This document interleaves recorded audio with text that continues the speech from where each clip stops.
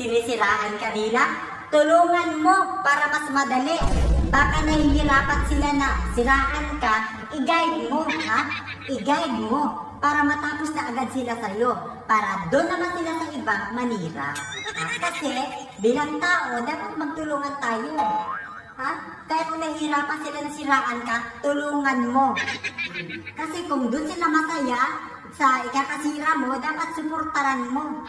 Ganyan dapat yung mindset.